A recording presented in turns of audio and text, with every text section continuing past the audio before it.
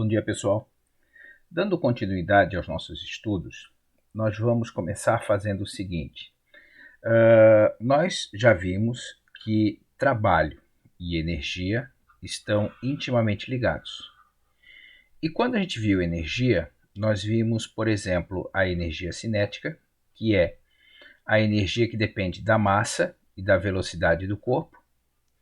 Nós vimos a energia potencial gravitacional, que depende basicamente da massa e da altura que o objeto se encontra dentro do meu referencial, e a energia potencial elástica, que está associada a uma mola que depende da sua constante elástica e do quanto eu estou comprimindo ou estendendo a mola, certo? Tendo feito todas essas considerações novamente, nós vamos pensar o seguinte: que tudo aquilo que nós estamos estudando até aqui está associado à mecânica. Então nós vamos ter a energia mecânica, e essa energia mecânica, ela nada mais é do que a soma da energia cinética mais a energia potencial gravitacional mais a energia potencial elástica, tá certo? Bom, e o que é importante em tudo isso? Se eu tenho um sistema conservativo, ou seja, basicamente para a gente aqui, deixa eu só corrigir ali que eu já estava escrevendo errado, tá? Conservativo. Basicamente, um sistema conservativo para a gente é sem forças de resistência, sem forças de atrito, tá certo? Então, se eu tenho um sistema sem força de atrito, sem forças de resistência, tá? Eu vou poder escrever o seguinte, que a energia mecânica do ponto A é exatamente igual à energia mecânica do ponto B. O que quer dizer isso? Quer dizer, por exemplo, o seguinte.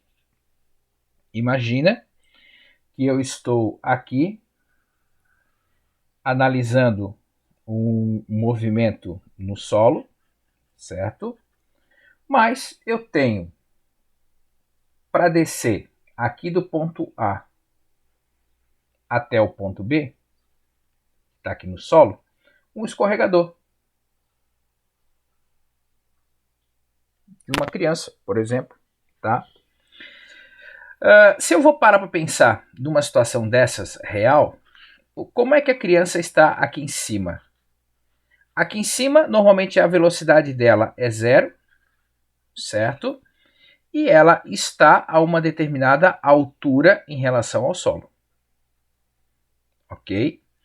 Quando a criança chega aqui no ponto B, ela tem a sua velocidade máxima, que normalmente a gente quer calcular, e aqui no ponto B a gente percebe que a altura é igual a zero. Bom, se eu assumo que ao longo de toda a trajetória, tá, a força de atrito é igual a zero, eu posso perfeitamente bem escrever o seguinte, que a energia mecânica que eu tenho no ponto A é exatamente igual à energia mecânica que eu tenho no ponto B. Quem que é a energia mecânica? É a soma da energia cinética mais a potencial gravitacional mais a potencial elástica. Então, qual é a minha sugestão? Bom, energia mecânica do ponto A. Vou lá em cima do ponto A e vejo. No ponto A, ele tem energia cinética? Bom, não tem energia cinética porque a velocidade é zero. No ponto A, tem energia potencial gravitacional? Bom, tem energia potencial gravitacional porque ele está situado a uma certa altura. Então, eu vou colocar o quê? Massa vezes gravidade vezes a altura do ponto A. No ponto A, ele tem energia potencial elástica? Você está vendo alguma mola associada nesse ponto aqui? Não está. Então, no ponto A, eu tenho única e exclusivamente a energia potencial gravitacional, tá certo? Bom, agora vamos para o ponto B. Para o ponto B, quais são as energias mecânicas que eu tenho associada ali? Bom, no ponto B, eu tenho energia cinética? Bom, energia cinética está associada à velocidade, e ele chega aqui embaixo com uma certa velocidade. Então quer dizer que eu vou ter o quê? Massa vezes velocidade de B ao quadrado sobre 2. No ponto B, ele tem energia potencial gravitacional? Não tem. Por quê? A altura é zero. E a energia potencial gravitacional só depende da altura. No ponto B, ele tem energia potencial elástica? Ele tem alguma mola no ponto B? Não. Então o que acontece? Tendo em vista isso tudo que está aqui, eu agora simplesmente consigo pegar essa equação aqui e resolver ela. Então vai ficar massa vezes gravidade vezes a altura do ponto A, massa vezes velocidade do ponto B ao quadrado sobre 2. Bom, perceba o seguinte, as duas massas são as mesmas, posso cortar. Eu tenho que tomar cuidado, algumas vezes eu não vou poder cortar. O que significa isso? Significa dizer que se do ponto A até o ponto B escorregar uma criança de 20 quilos, uma de 30 quilos ou uma de 50 quilos, todas as duas vão chegar no ponto B com a mesma velocidade. Não com a mesma energia, porque a energia depende da massa. Mas do ponto A até o ponto B, independente se ela fez essa curva, se ela veio em linha reta, se ela fez algo mais abaloado assim, tá? Todos eles vão chegar aqui com a mesma velocidade, tá certo? Isso é o que está me dizendo essa equação quando eu posso cortar as duas massas, tá certo? Eu posso, então, fazer isso aqui.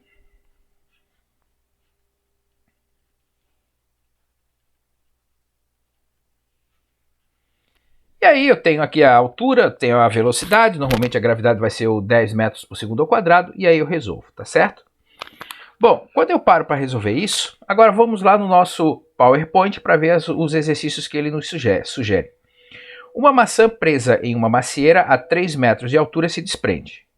Então vamos lá, eu tenho a minha maçã, tá? Que está em relação a um determinado referencial a 3 metros de altura. Então a altura igual a 3 metros. Ela se desprende. Se ela se desprende, ela não foi jogada. Então quer dizer que a velocidade inicial dela naquele ponto é zero, ok? Bom, com que velocidade ela vai chegar ao solo? Então ele está querendo saber, dentro dessas condições, qual é a velocidade que ele vai chegar até aqui. Bom, óbvio que eu preciso desconsiderar a resistência do ar. Mas o que acontece? Eu simplesmente vou fazer o seguinte, aqui é o meu ponto A, aqui é o meu ponto B, tá? A energia mecânica do ponto A é igual à energia mecânica do ponto B, tá certo? Bom, no ponto A não tem velocidade, não tem energia cinética. No ponto A tem altura, então tem energia potencial gravitacional, então vai ficar massa vezes gravidade vezes a altura do ponto A. Não tem nenhuma mola. Acabaram-se as energias mecânicas do ponto A. Vamos para o ponto B. No ponto B ele tem velocidade? Tem, que é exatamente o que eu quero saber. Então, massa vezes velocidade B ao quadrado sobre 2. Tá? Tá no solo, não tem altura, não tem energia potencial gravitacional. Não tem nenhuma mola, não tem energia potencial elástica. E agora é só resolver. Bom, posso cortar as duas massas. Tá? Agora, quais são as informações que eu tenho? Gravidade vale 10, a altura do ponto A vale 3, a velocidade em B é o que eu quero saber, sobre 2. Então isso aqui vai dar 30, esse 2 que está dividindo vai para lá multiplicando, tá?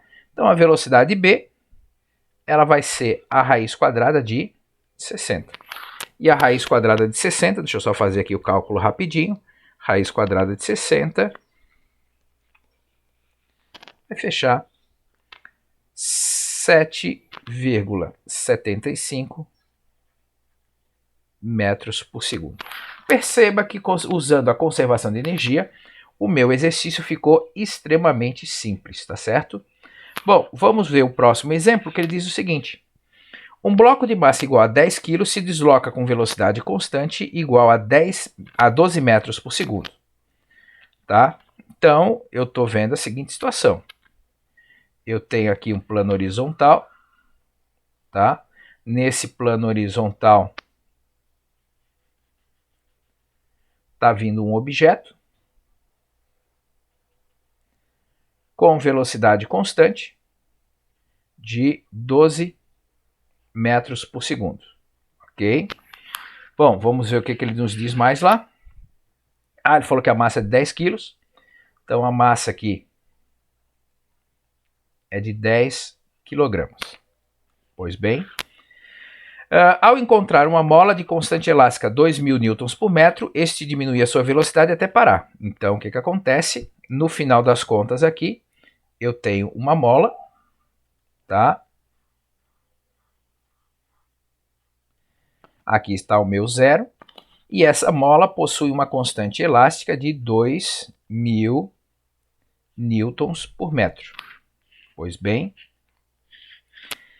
qual a compressão da mola nesse momento? Então, ele está querendo saber o seguinte, essa mola foi comprimida, tá? Até uma certa distância x, onde a velocidade dele foi zero. Ele quer saber quanto que vale esse x. Bom, então vamos pensar. Tá? Eu vou dizer que esse é o meu ponto A, que esse é o meu ponto B. Sem forças de atrito, a energia mecânica no ponto A é exatamente igual à energia mecânica no ponto B, tá certo? Quem é a energia mecânica do ponto A? Não tem altura, tá? Tá tudo no mesmo nível. No ponto A ele tem velocidade, então ele tem energia cinética, então massa vezes velocidade ao quadrado sobre 2, tá? Aqui não tem nenhuma mola. Bom, do outro lado, não tem energia potencial gravitacional, está no mesmo nível.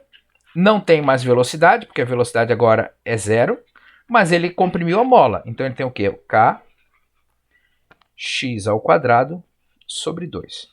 Agora, olha só, perceba que, diferentemente do exercício anterior, agora eu não posso desprezar a massa, tá? Então vamos lá, a massa está valendo quanto? 10 quilos.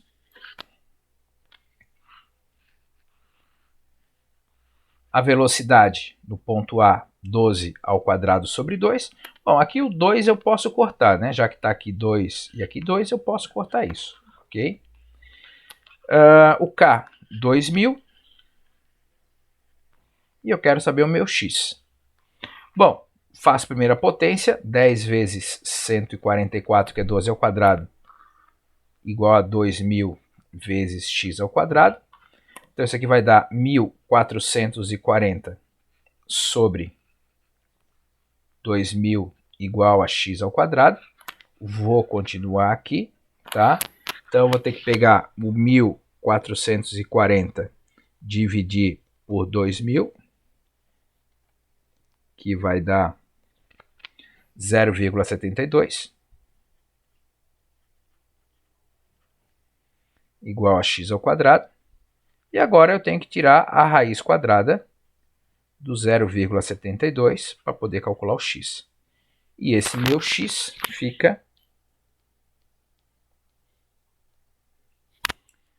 0,84 metros, tá certo? Então, desde que eu tenha essa energia cinética aqui para levar a mola para frente, essa mola vai andar, de acordo com os nossos cálculos, 0,84 metros, ok? Pois bem, o próximo exemplo, tá? Uma criança abandona um objeto do alto de um prédio, do alto de um apartamento de um prédio residencial. Ao chegar ao solo, a velocidade do objeto era de 72 km por hora. Então, olha só, eu tenho aqui um prédio, tá? O objeto é abandonado aqui de cima, ou seja, a velocidade inicial é igual a zero, e ele chega aqui embaixo com uma velocidade de 72 km por hora. Já vou ajeitar para metros por segundo dividindo por 3,6, que é isso aqui, ok? Bom, admitindo que a gravidade é 10 metros por segundo ao quadrado e desprezando as forças de resistência do ar, determine a altura do objeto. Tá? Ele quer saber, em síntese, quanto que é essa altura. Para mim esse vai ser o ponto A, para mim esse vai ser o ponto B. Sem resistência do ar, eu posso afirmar que a energia mecânica do ponto A é igual à energia mecânica do ponto B. No ponto A não tenho velocidade, mas tenho altura. Massa vezes gravidade vezes altura de A. Tá? Não tem nenhuma mola, então nem estou levando em consideração a energia potencial elástica, como no exemplo anterior eu precisei levar em consideração. No ponto B não tem altura, está no solo, mas tem velocidade.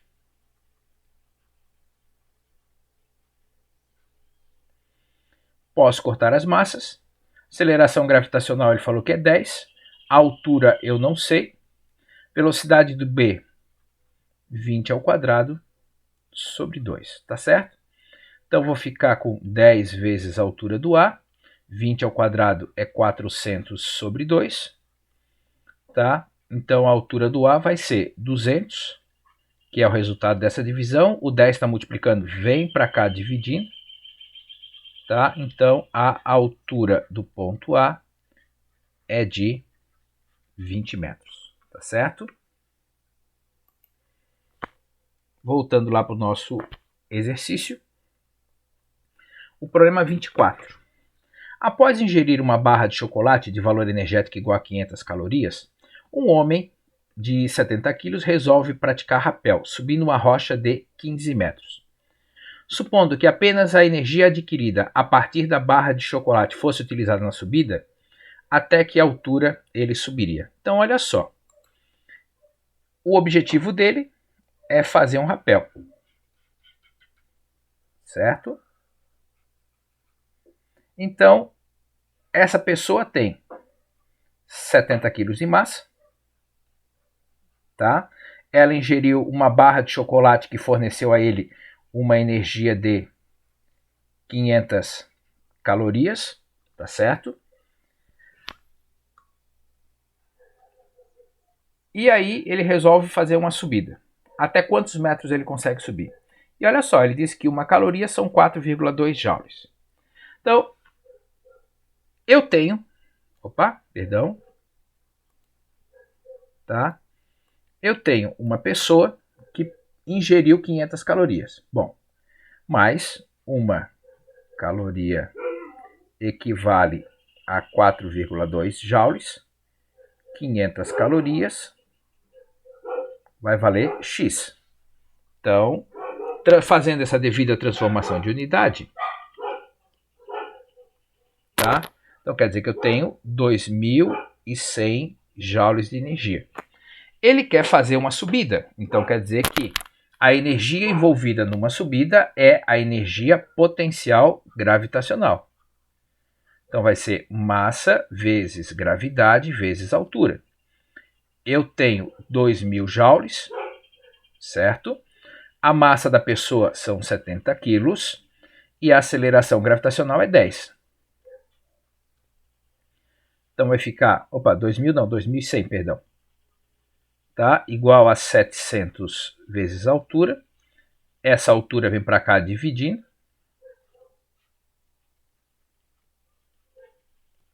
Tá? Então quer dizer que ele consegue subir só com a energia do chocolate 3 metros. Então aqui é 2.100, perdão. Tá ok? Bom, agora olha só. Deixa eu só voltar lá no nosso slide. Tá? E quando eu tenho forças não conservativas? Bom, quando eu tenho forças não conservativas, significa dizer que do meu ponto A até chegar no meu ponto B, eu vou perder energia ao longo do processo. Certo? E como é que eu equaciono isso? Então eu vou ter a energia mecânica do ponto A mais o trabalho das forças dissipativas que normalmente vai ser a força de atrito, por exemplo, igual à energia mecânica do ponto B. Bom, o que eu tenho que fazer uma observação aqui? Eu tenho que observar que esse trabalho da força dissipativa, ele vai ser um trabalho negativo. E esse negativo vai aparecer naturalmente lá em cima. Por que esse trabalho vai ser negativo? Vai ser negativo porque se eu estou perdendo energia ao longo do meu processo, significa dizer que a energia mecânica do ponto B ela vai ser menor do que a energia mecânica do ponto A. Então, quando você fizer essas contas, automaticamente essas forças dissipativas vão lhe render um trabalho negativo, tá ok? E a outra grandeza que nós precisamos ver para poder fechar esse conteúdo e essa nossa primeira avaliação é o conteúdo associado à potência. Então, olha só, a potência ela vai representar a quantidade de trabalho que está sendo realizado ao longo do tempo. Ou a potência ela vai me representar quanto de energia eu estou variando ao longo do tempo. Bom, vamos pensar primeiramente nas unidades. Tanto faz como trabalho ou energia, isso aqui é em joules, tá certo? O tempo é em segundos. E a potência, que é uma medida, uma grandeza nova, ela vai ser calculada em watts, tá? Então, por exemplo, quando você vai lá e resolve comprar um chuveiro, por exemplo, de uma potência de 8.000 watts, significa dizer que a cada 1 segundo, esse chuveiro está consumindo 8.000 joules de energia. Entretanto, tá? Quando eu vou fazer alguns malabarismos físicos aqui, eu consigo, por exemplo, chegar à conclusão de que se eu tiver uma força constante atuando no deslocamento, a minha potência vai ser a força vezes a velocidade vezes o cosseno de θ, tá certo? Então, se eu tenho uma força constante, lembra que nós vimos situações onde a força é variável, se eu tenho uma força constante vezes a sua velocidade, que também é constante, uma velocidade média, eu consigo achar essa potência média, tá certo? Por exemplo, um elevador é puxado para cima por cabos de aço com velocidade constante de 0,5 metro por segundo. Então, vamos lá. Então, eu tenho um elevador que está se deslocando com uma velocidade constante de 0,5 metro por segundo, tá certo? A potência mecânica transmitida pelos cabos é de 23 kW. Então, a potência é de 23 kW. Qual a força exercida pelos cabos? Tá? Então, ele quer saber aqui qual a força que foi exercida pelos cabos. Então, a potência vai ser a força vezes a velocidade. Tá? Então, se o elevador está se deslocando para cima, tá? A força que os cabos estão fazendo também é para cima, não tem como ser diferente. Por isso, o cosseno de 0 graus é igual a 1. Tá? E agora vamos lá, 23 kW são 23.000 watts. A força é o que eu quero calcular e a velocidade é de 0,5 metro por segundo. Passo isso aqui para cá dividindo.